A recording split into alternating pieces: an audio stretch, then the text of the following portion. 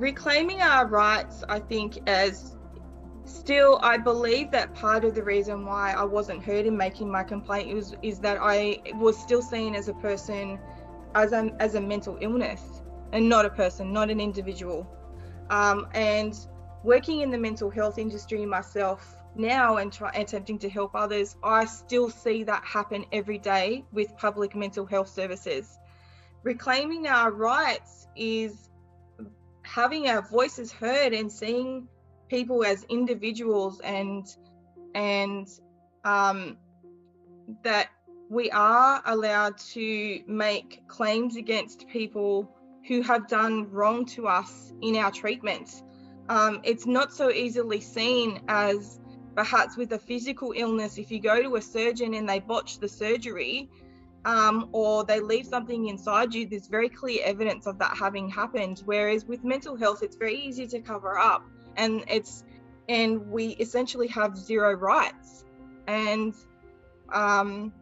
no form of investigation.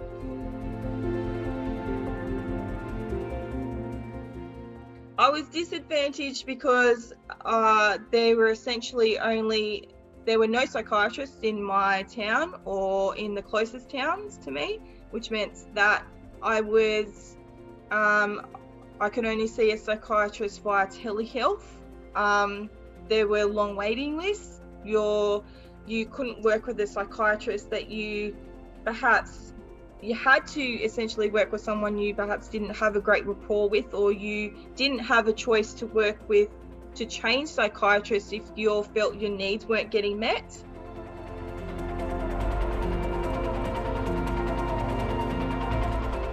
In a perfect world, the things that would have helped me personally would have been unlimited access to psychologists and psychiatrists on Medicare without a gap.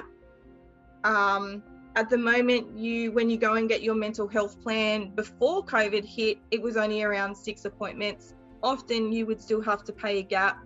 Often there were long waiting times. So that would be the first thing, unlimited access to those things. You can go and see your GP unlimited times on Medicare to get your physical health needs attended to. Why aren't the people who are treating our mental health diseases treated in the same capacity? Like, you wouldn't say to a person in Australia, you've seen your GP enough times this year about your diabetes, you cut off now. You've seen them 6 times, that's enough. And it's only January or February or March. You've got the rest of the year, just hang in there.